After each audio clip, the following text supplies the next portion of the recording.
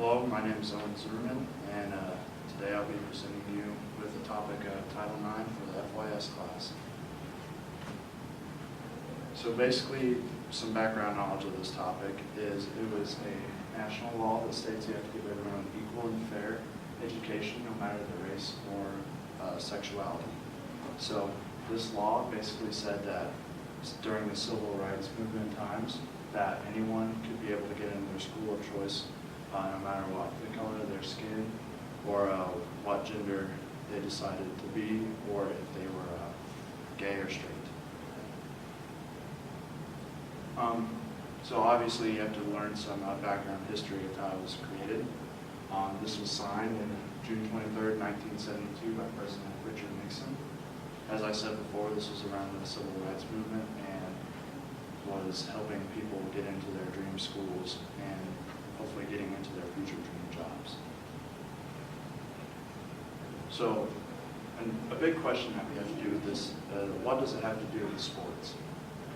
So basically, since women and people of race and color had to get an equal opportunity, that also meant women had to as well. So it set the stage for the growth of women's athletics, which provided them more opportunities to play more sports as well. And it gave them more funding through the university than what they ever had before. Some sports that they even had no funding at all whatsoever. So they had to do it independently and on their own. And it also allowed them to participate in the sports that the men play. A big example of this is obviously college basketball. Right here is Stephanie White. She was Miss Basketball of Indiana, and eventually her career led her to be a professional basketball coach for the Indiana Fever. So obviously with this law being passed, there's definitely some criticisms to Title IX. So some of the positive criticisms is that this promotes equality, and what that means is obviously men and women have the same equal right to play the sport that they want to play, and that they just had the same equal rights as us. It also allows more opportunity, allows women to get out there and play some new sports that they possibly haven't decided to play, and it allows for a broader variety of sports that women are allowed to play as well. And then there are also some negative criticisms to this. Mostly is the cutting of sports, because if you have to cut a men's sport, you also have to cut a women's sport as well.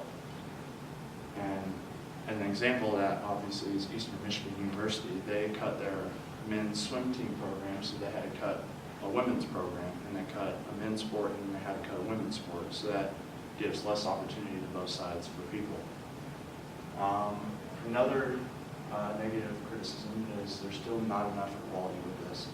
So basically, what I'm trying to motion with this is that women's basketball coaches, for an example, don't make as much money as the men's basketball coaches in the university, but a women's program could still be more successful than a men's program. And lastly, it's the prevention of new sports. With the Title IX law, you have to add two sports. If you add a male sport, then you have to add a women's sport. And if you add a women's sport, then you have to have a men's sport as well. So that's another negative criticism of Title IX. So in conclusion of Title IX, I think it is a very good law, but it might need just some revisions, specifically with the gender wage gap, in my opinion, because there are some women's programs that I think could probably beat the men's programs as well in college athletics.